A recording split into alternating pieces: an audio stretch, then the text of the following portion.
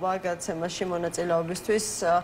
ძალიან მძიმე ტრაგედია დატრიალდა თბილისში ცოტა ხნის წინ. უკვე დაზუსტებით შეგვიძლია ვთქვათ, რომ ერთი გარდაცვლილი და ერთი დაშავებული ყავს ნგრევას აბასთუმნის ქუჩაზე. უკვე შეგვიძლია ვთქვათ, დაზუსტებით ეს ინფორმაცია თბილისის მერმაც დაადასტურა, რომ შენობა იყო მეხუთე კატეგორიის ავარიული შენობა ნაგებობა, თუმცა არ არსებობდა მოსახლეობის 100%-იანი შეთანხმება იმისათვის, რომ ისინი ჩანაცვლების პროგრამის საშუალებით უსაფრთხო საცხოვრისით დაეკმაყოფილებინა მერიას.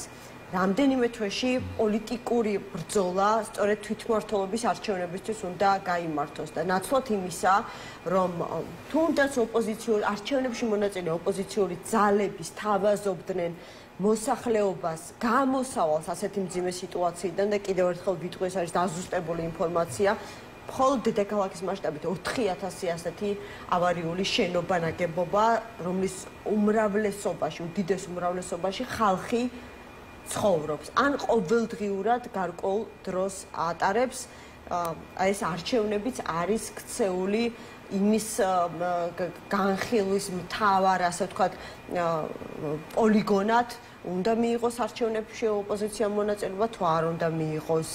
უნდა გამოცხადდეს ბოიკოტი და მოუწოდონ ამომრჩეველს, რომ არ მივიდნენ არჩევნებზე და ჩაიშალოს 4 ოქტომბრის არჩევნები, თუ არ უნდა მოუწოდონ. ანუ მოიპარავს თუ არა ქართული ოცნება ამ არჩევნებს და ასე ვთქვათ, შეიძენს თუ არა ამით ლეგიტიმაციას თუ ვერ შეიძენს. აი თქვენი შეფასება მაინტერესებს ამ ფაქტთან და მოგესალმებით პირველ რიგში, რა თქმა უნდა, ძალიან დიდი ტრაგედია არის, უბედურება არის.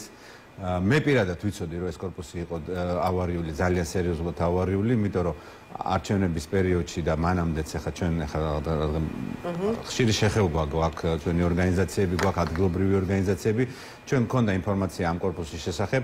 ეს ადამიანები, ჩვენ რამდენადაც გვაქვს ინფორმაცია, მათ ჰქონდათ კომუნიკაცია მერიასთან, მიდიოდნენ, წერილებს წერდნენ.